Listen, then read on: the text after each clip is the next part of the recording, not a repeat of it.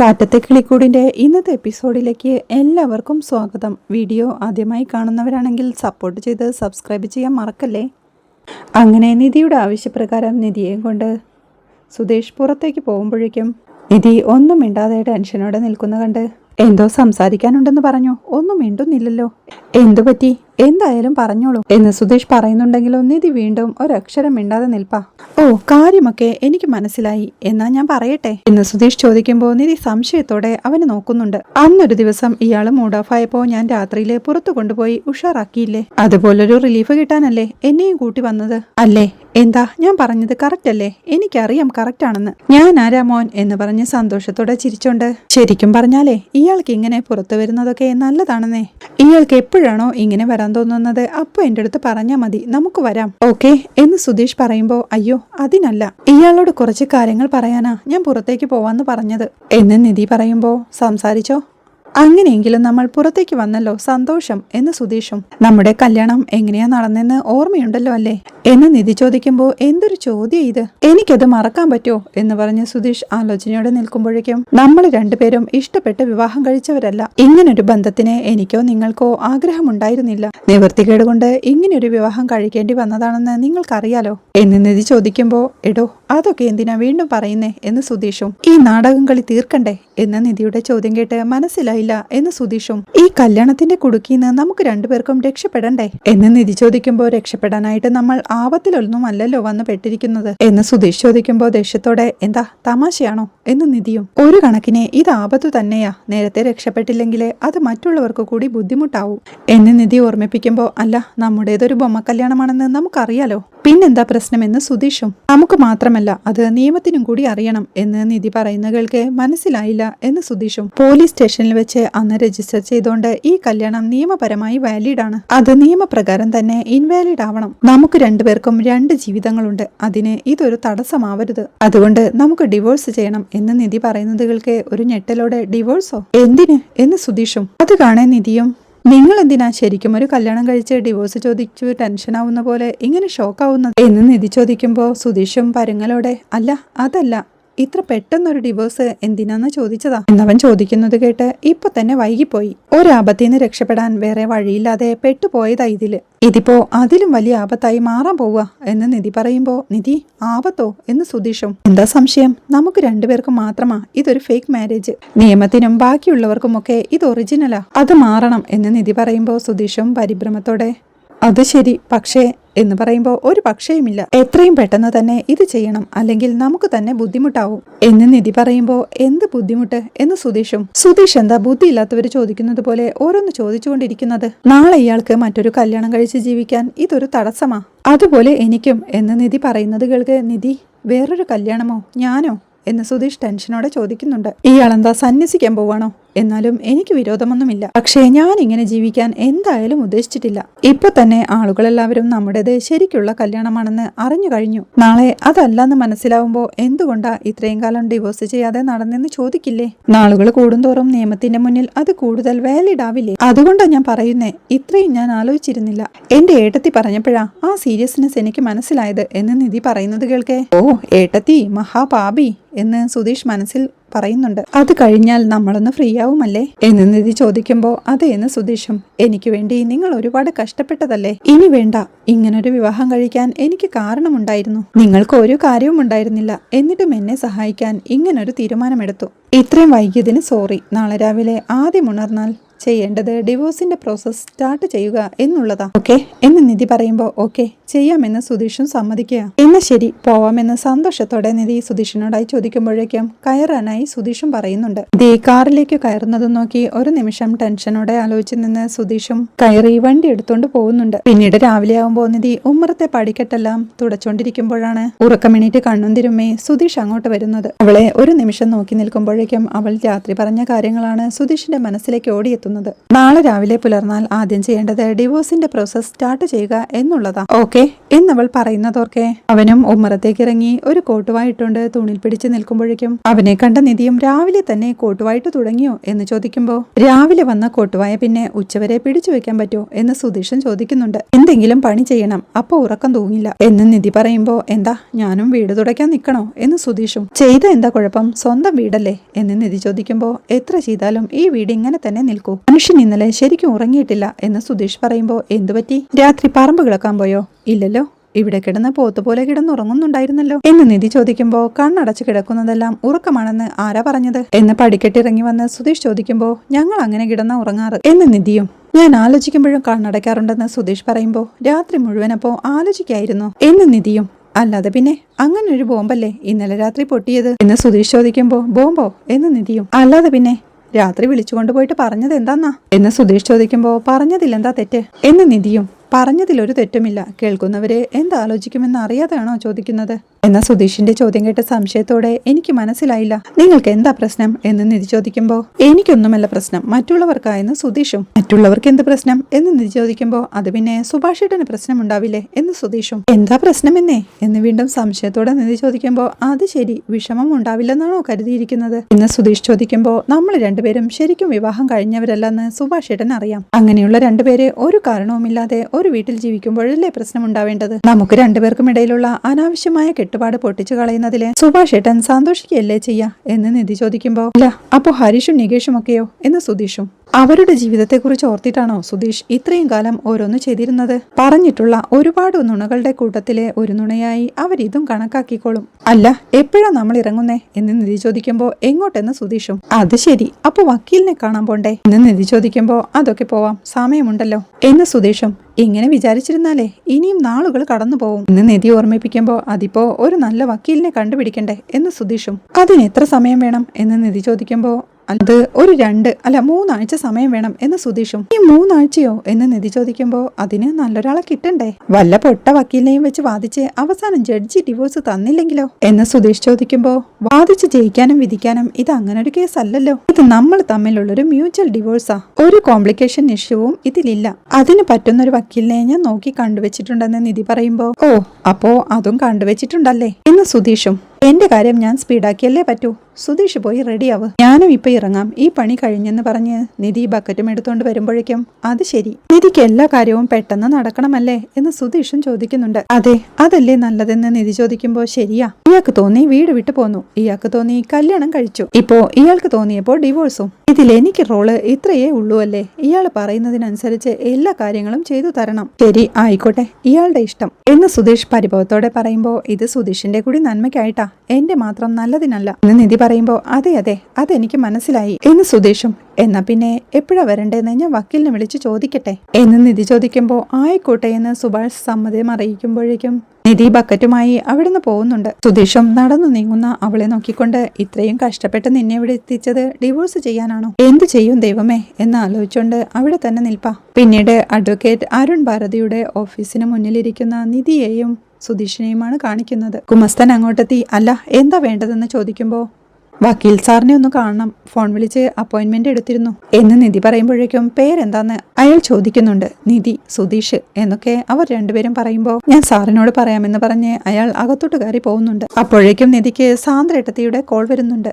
നിധി call എടുക്കുമ്പോഴേക്കും നിധി ഞാൻ നിന്റെ message കണ്ടിരുന്നു, അരുണേട്ടനുള്ളത് കൊണ്ട് വിളിക്കാൻ പറ്റിയില്ലെന്ന് സാന്ദ്ര പറയുമ്പോ ഞങ്ങൾ വക്കീലിന്റെ അടുത്തെത്തി എന്ന് നിധിയും. നന്നായി, എത്രയും വേഗം ഡിവോഴ്സ് വാങ്ങാൻ പറ്റുമോ അത്രയും വേഗം ഡിവോഴ്സ് വാങ്ങണം, ഇത്രയും നാളും ഇരുന്നതേ തെറ്റായിപ്പോയി, ഞാൻ പറയുന്നത് മനസ്സിലാവുന്നുണ്ടല്ലോ അല്ലേ എന്ന് സാന്ദ്ര ചോദിക്കുമ്പോ ഉവ്വേടത്തി ഞാൻ എന്തായാലും വിളിക്കാം എന്ന് പറഞ്ഞ് നിധിയും കോൾ വെക്കുകയാ. വീണ്ടും അവൾ സുധീഷിന്റെ അരികിലേക്ക് ചെന്നിരിക്കുമ്പോഴേക്കും അവരെ അകത്തോട്ട് വിളിക്കുന്നുണ്ട്. അവരോട് ഇരിക്കാനായി പറഞ്ഞ് എന്താ വിഷയമെന്ന് വക്കീൽ ചോദിക്കുമ്പോൾ നിങ്ങൾക്ക് ഡിവോഴ്സ് വേണം സാർ എന്ന് നിധിയും. മ്യൂച്വൽ ഡിസിഷൻ ആണല്ലോ അല്ലേ എന്ന് വക്കീൽ ചോദിക്കുമ്പോൾ അതെ സാർ എന്ന് നിധി സമ്മതം അറിയിക്കുന്നുണ്ടെങ്കിലും സുധീഷ് ഒന്നും മിണ്ടാതിരിക്കുന്നത് കണ്ട് എന്താ അങ്ങനെയല്ലേ എന്ന് വക്കീൽ ചോദിക്കുന്നുണ്ട്. അതെ സാർ ആണ് എന്ന് സുധീഷും പറയുമ്പോൾ പേരെന്താന്ന് വക്കീൽ ചോദിക്കുന്നുണ്ട്. എന്റെ പേര് നിധി രാജീവ്, ഇത് സുധീഷ് എന്ന് നിധി പറയുമ്പോൾ നിങ്ങളുടെ കല്യാണം കഴിഞ്ഞിട്ട് എത്ര കൊല്ലം ഇന്ന് വക്കീലും? അത് 2 മാസമായി സാർ എന്ന് നിധി പറയുന്നത് കേട്ട് എത്ര എന്ന് അമ്പരപ്പോടെ വീണ്ടും വക്കീൽ ചോദിക്കുമ്പോൾ 2 മാസമായി സാർ എന്ന് നിധിയും. അതിനുള്ളിൽ ഡിവോഴ്സോ? കാരണം എന്ന് വക്കീൽ ചോദിക്കുമ്പോൾ അത് ഞങ്ങൾ പൊരുത്തപ്പെട്ട് പോവില്ല സാർ എന്ന് നിധിയും. എന്താ പ്രശ്നം എന്ന് ചോദിക്കുമ്പോൾ നിധി ഒന്നും മിണ്ടാതിരിക്കുന്ന കണ്ട് എന്താടോ പ്രശ്നം എന്ന് വക്കീൽ സുധീഷിനോടായി ചോദിക്കുന്നുണ്ട്. അത് സെറ്റ് ആവില്ല സാർ, അത്രയേ ഉള്ളൂ എന്ന് നിധി ചാടിക്കാരി പറയുമ്പോൾ സെറ്റ് ആവാത്തതിന്റെ കാരണമാ ചോദിച്ചതെന്ന് വക്കീലും. നിങ്ങൾക്ക് രണ്ടുപേർക്കും ഒത്തുപോവാൻ കഴിയുന്നില്ല സാർ, ഞാനും സുധീഷും ടോട്ടലി ഡിഫറന്റാ, സെയിം വൈബ് ഇല്ലെന്ന് നിധി പറയുമ്പോൾ കല്യാണം കഴിക്കുന്നത് രണ്ട് വ്യക്തികളല്ലേടോ, അപ്പൊ നാച്ചുറലി രണ്ടുപേരും രണ്ട് തന്നെ ആയിരിക്കും, പിന്നെ ഒരു സ്പേസ് കണ്ടെത്തുകയാണ് ചെയ്യേണ്ടത് എന്ന് വക്കീൽ പറയുമ്പോൾ അങ്ങനെ ഒരു സ്പേസ് വേണ്ടേ സാർ, അതില്ലാത്തതാ പ്രശ്നമെന്ന് നിധിയും. ഒരു നാട്ടുകാരാണോ എന്ന് വക്കീൽ വീണ്ടും ചോദിക്കുമ്പോൾ എന്റെ വീട് തക്കലയില്ല എന്ന് നിധിയും. ഞാൻ തിരുവനന്തപുരത്ത് തന്നെയാണെന്ന് സുധീഷും. കോടതിയിൽ ഡിവോഴ്സ് ചോദിക്കുമ്പോൾ കാരണം പറയണം, പകരം സെറ്റ് ആയില്ലെന്ന് പറയാൻ പറ്റുമോ എന്ന് വക്കീൽ പറയുമ്പോൾ മ്യൂച്വൽ ഡിവോഴ്സിന് കാരണം വേണ്ടല്ലോ സാർ എന്ന് നിധിയും. കല്യാണം കഴിഞ്ഞിട്ട് 2 മാസമല്ലേ ആയിട്ടുള്ളൂ, കോടതിയിൽ സ്ട്രോങ് ആയിട്ടുള്ള കാരണം ബോധിപ്പിക്കേണ്ടി വരും, അല്ലെങ്കിൽ കോടതി കൗൺസിലിങ്ങിന് അയക്കും, ഇത് കഴിഞ്ഞ് കുറച്ച് നാൾ കൂടി നോക്കാൻ ആവശ്യപ്പെടും എന്ന് വക്കീൽ പറയുമ്പോൾ ഞങ്ങൾക്ക് രണ്ടുപേർക്കും പറ്റിയൊരു തെറ്റാ സാർ ഈ കല്യാണം, അത് ഞങ്ങൾ ഏറ്റു പറഞ്ഞാൽ പോരെ എന്ന് നിധി ചോദിക്കുമ്പോഴേക്കും സുധീഷും പരുങ്ങലോടെ നിധി നമുക്ക് പറഞ്ഞ പോലെ ചെയ്യാം എന്ന് രഹസ്യമായി പറയുന്നുണ്ട്. മിണ്ടാതിരി, ഞാൻ സംസാരിച്ചോളാം എന്ന് അവനോടായി പറഞ്ഞ് സാർ എനിക്ക് സുധീഷിനെ ഇഷ്ടമല്ല, സുധീഷിന് എന്നെയും ഇഷ്ടമല്ല എന്ന് നിധി പറയുമ്പോഴേക്കും സുധീഷിന് എന്തോ പറയാനുണ്ടല്ലോ, എന്താ സുധീഷേ എന്ന് വക്കീൽ ചോദിക്കുമ്പോഴേക്കും സുധീഷ് മറുപടി പറയാൻ ഒരുങ്ങുന്ന കണ്ട് നിധി ചാടിക്കയറി സുധീഷിനും ഇത് തന്നെയാ സാർ പറയാനുള്ളത്, ഞങ്ങൾക്ക് ഡിവോഴ്സ് കിട്ടിയേ പറ്റൂ, സാറിന് പറ്റില്ലെങ്കിൽ ഞങ്ങൾ വേറെ വക്കീലിനെ കണ്ടോളാം എന്ന് നിധി പറയുമ്പോൾ അല്ലെങ്കിലും എന്റെ പണി ആളുകളെ ഉപദേശിച്ചു നന്നാക്കലല്ലോ, ഒരു കാര്യം ചെയ്യേ ഡീറ്റെയിൽസ് താ, ഞാൻ പെറ്റീഷൻ ഫയൽ ചെയ്യാം, ഹിയറിംഗ് ഡേറ്റ് അറിയിക്കുമ്പോൾ കോടതിയിൽ വന്നാ മതി എന്ന് വക്കീൽ പറയുമ്പോൾ എന്തൊക്കെ ഡീറ്റെയിൽസ് വേണമെന്ന് നിധി ചോദിക്കുന്നുണ്ട്. സർട്ടിഫിക്കറ്റ് ഉണ്ടോ എന്ന് വക്കീൽ ചോദിക്കുമ്പോഴേക്കും ഉണ്ട് സാർ എന്ന് പറഞ്ഞ് നിധി അത് എടുത്തു കൊടുക്കുകയാണ്. അത് നോക്കിക്കൊണ്ട് ലവ് മാരേജ് ആയിരുന്നോ അറേഞ്ച്ഡ് മാരേജ് ആയിരുന്നോ അതോ ലവ് മാരേജ് ആയിരുന്നോ എന്ന് ചോദിക്കുമ്പോൾ ലവ് മാരേജ് ആയിരുന്നു സാറേ എന്ന് സുധീഷും. വെറുതെ അല്ല, കണ്ട ഉടനെ പ്രേമം തുടങ്ങും, കല്യാണം കഴിഞ്ഞ് കുറച്ച് ദിവസം കഴിയുമ്പോഴേക്കും വൈബില്ല, സെറ്റ് ആവുന്നില്ല, തിരിച്ചു വീട്ടിലേക്ക് പോയാലോ സ്വീകരിക്കാൻ ആളുണ്ടെന്നുള്ള ഉറപ്പാ പുതിയ പിള്ളേർക്ക് എന്ന് വക്കീൽ പറയുന്നത് കേൾക്കെ അത് നല്ലതല്ലേ സാർ, ഞങ്ങൾ സംസാരിച്ചുറപ്പിച്ചതാ സാർ, നീ എന്താ ചെയ്യേണ്ടതെന്ന് മാത്രം പറഞ്ഞാൽ മതിയെന്ന് നിധി പറയുമ്പോൾ രണ്ടുപേരുടെയും ആധാർ കാർഡ് വേണം, എന്നാലേ പെറ്റീഷൻ ഫയൽ ചെയ്യാൻ പറ്റൂ എന്ന് വക്കീൽ പറയുന്നത് കേട്ട് നിധി അമ്പരപ്പോടെ ഇരിക്കുമ്പോഴേക്കും സുധീഷും ആധാർ കാർഡ് അല്ലേ, അത് ഞാൻ തരാം സാർ എന്ന് പറഞ്ഞ് പെട്ടെന്ന് തന്നെ തന്റെ കാർഡ് എടുത്തു കൊടുക്കുമ്പോഴേക്കും ഇയാളുടെയോ എന്ന് വക്കീൽ ചോദിക്കുന്നുണ്ട്. ആധാർ കാർഡ് ഇല്ല സാർ, കല്യാണം പെട്ടെന്നായിരുന്നു, പിന്നിറങ്ങി പോരുമ്പോ ആധാർ കാർഡ് എടുത്തില്ല എന്ന് നിധി പറയുമ്പോഴേക്കും ആധാർ കാർഡോ ഡ്രസ്സും വയസ്സും തെളിയിക്കുന്ന ഏതെങ്കിലും ID പ്രൂഫോ ഇല്ലാതെ ഡിവോഴ്സിന് ഫയൽ ചെയ്യാൻ പറ്റില്ല എന്ന് വക്കീൽ പറയുന്നത് കേട്ട് ആശ്വാസത്തോടെ എന്റെ മാത്രം ആധാർ കാർഡ് ഉണ്ടായാൽ മതിയോ സാറേ എന്ന് സുധീഷ് ചോദിക്കുന്നുണ്ട്. പോരാ, രണ്ടുപേരുടെയും വേണം, അറ്റ്ലീസ്റ്റ് ആധാർ നമ്പർ കിട്ടിയാലും മതി, അക്ഷയ കേന്ദ്രം വഴിയും നമുക്ക് ആധാർ എടുക്കാം. അല്ല, ആധാർ കാർഡ് ഇല്ലാതെ എങ്ങനെയാ നിങ്ങൾ വിവാഹം രജിസ്റ്റർ ചെയ്തത് എന്ന വക്കീലിന്റെ ചോദ്യം കേട്ട് പരിഭ്രമത്തോടെ സ്റ്റേഷനിൽ നിന്ന് തന്റെ മൊബൈലിലുള്ള ആധാർ കാണിച്ച് വിവാഹം രജിസ്റ്റർ ചെയ്ത കാര്യമെല്ലാം സുധീഷ് ഓർത്തെടുക്കുന്നുണ്ട്. അത് കേൾക്കെ നിധിയും ആധാർ ഇല്ലാതെ കല്യാണം രജിസ്റ്റർ ചെയ്യാൻ പറ്റില്ല അല്ലേ സാർ എന്ന് ചോദിക്കുമ്പോൾ കണ്ടിട്ട് പഠിച്ചവരെ പോലെ ഉണ്ടല്ലോ, ഇതുപോലും അറിയില്ലേ എന്ന് വക്കീലും. ഏജ് പ്രൂഫ്, അഡ്രസ് പ്രൂഫ് ഇത് രണ്ടും അറിയാതെ എങ്ങനെ രജിസ്റ്റർ ചെയ്യും, ഒന്നുകിൽ ആധാർ കാർഡ് അല്ലെങ്കിൽ ഏതെങ്കിലും ID പ്രൂഫ് അത് ഉറപ്പായും വേണം എന്ന് വക്കീൽ പറയുന്നത് കേട്ട് നിധി സംശയത്തോടെ സുധീഷിനെ നോക്കുന്ന കണ്ട് എനിക്കറിയില്ല എന്ന് സുധീഷും പരിഭ്രമത്തോടെ പറയുന്നുണ്ട്.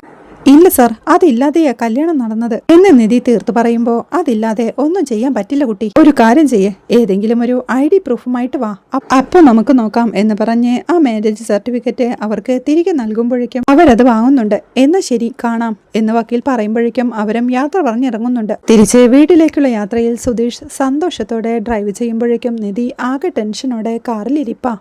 എന്ത് കാര്യത്തിനും ഇപ്പൊ ഈ ആധാർ കാർഡ് ഇല്ലാതെ പറ്റില്ലെന്നായല്ലോ എന്നവൾ ടെൻഷനോടെ പറയുമ്പോൾ ഏതെങ്കിലും ID പ്രൂഫ് മതിയായിരുന്നു, ഇപ്പൊ അതും ഇല്ലല്ലോ എന്ന് സുധീഷും. പക്ഷെ ആ വക്കീല് ചോദിച്ചേ കേട്ടില്ലേ, ID പ്രൂഫ് ഇല്ലാതെ എങ്ങനെയാ മാരേജ് അന്ന് രജിസ്റ്റർ ചെയ്തതെന്ന് എന്ന് നിധി പറയുമ്പോൾ അത് തന്നെയാ ഞാനും വിചാരിക്കുന്നത്, അതപ്പോ എങ്ങനെ നടന്നു എന്ന് സുധീഷും. അതിനുത്തരം പറയേണ്ടത് നിങ്ങളല്ലേ എന്ന് നിധി ചോദിക്കുമ്പോൾ അതിന് ഞാനെങ്ങനെ ഉത്തരം പറയാൻ പറ്റും, എനിക്കറിയാമെങ്കിൽ അത് നിധിക്കും അറിയാൻ പറ്റില്ലേ, ഒരുമിച്ചല്ലേ അവിടെ ഉണ്ടായിരുന്നത് അല്ലേ എന്ന് സുധീഷ് ചോദിക്കുമ്പോൾ ID പ്രൂഫ് ഇല്ലാതെ ഒരു ഹോസ്റ്റലിൽ പോലും അഡ്മിഷൻ കിട്ടില്ല, പിന്നെങ്ങനെ ഇത് നടന്നു എന്ന് സംശയത്തോടെ നിധിയും പറയുന്നുണ്ട്. ശരിയാ, എങ്ങനെ നടന്നോ ആവോ എന്ന് സുധീഷും. എന്നോടാണോ ചോദിക്കുന്നേ എന്ന് നിധി ദേഷ്യത്തോടെ ചോദിക്കുമ്പോൾ എന്റെ ആധാർ കാർഡ് ചോദിച്ചു, ഞാൻ കൊടുത്തു, ഞാൻ കരുതിയതേ നിധിയുടെ ആധാർ കാർഡും കൊടുത്തു കാണുമെന്നാ എന്ന് സുധീഷ് പറയുമ്പോൾ ഞാനാണ് കൊടുത്തതെങ്കിൽ എന്റെ കയ്യിൽ കോപ്പി ഉണ്ടാവില്ലേ എന്ന് നിധിയും.